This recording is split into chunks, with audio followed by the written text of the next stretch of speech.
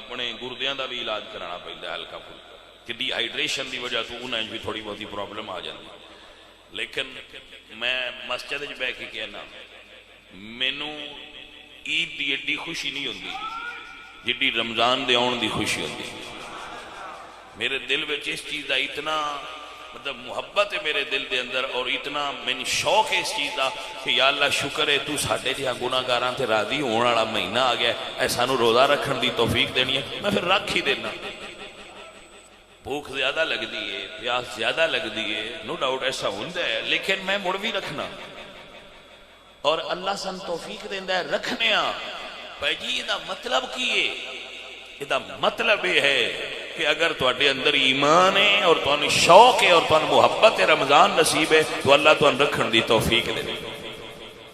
وہ کتنے خوش نصیب بندے جنہاں تے رمضان المبارک دا مہینہ طلوع ہے اور انہوں نے رب ذوالجلال نے توفیق بخشی ہے کہ وہ رمضان دی آمد وچ رمضان شریف دے مبارک مہینے وچ ایک خوبصورت لمحات ویکھن گے کہ سامنے کھانا رکھ کے بیٹھے ہون گے اور رب دی رضا دا انتظار کر رہے کہ جدو مالک دا حکم ہوئے گا میں پھر روزہ پھر کھولاں گا.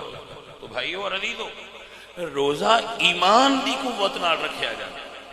اگر تواڈے اندر ایمان دی طاقت ہے تو تسی روزہ رکھو گے.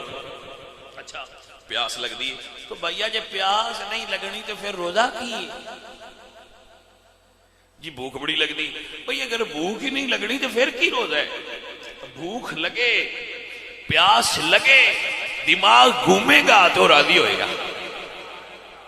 جدو دماغ گھومے گا نا جیسی پانی نہیں پیاں گے وہ راضی ہوئے گا کہ اے ہی میرا بندہ جڑا ہر چیز حالانکہ وہ چاہے تو جا کے فریج چو کر لیا پانی پی لے کوئی تکدا ہے. یہی وجہ ہے اللہ نے ہر عمل دی جزا جنت رکھی ہے لیکن روزے دی جزا جنت نہیں جنت والا ہے. باقی اعمال دی جزا جنت نماز دی جزا جنت حج دی جزا جنت لیکن روزہ فرما الصوم لی روزہ تو میرے لیے ہے وَأَنَا أَجْزَى بِهِ وَأَنَا أُجْزَى بِهِ فرمایا روزہ میرے لیے ہے اور اس کی جزا بھی میں ہوں. بھائی جنت ہو رہے تے جنت والا مل جانا اے ایاز جڑے نا ایاز وہ دے تو پھر لوگ حسد کر دے سن کہ بادشاہ دے نال بڑی محبت کر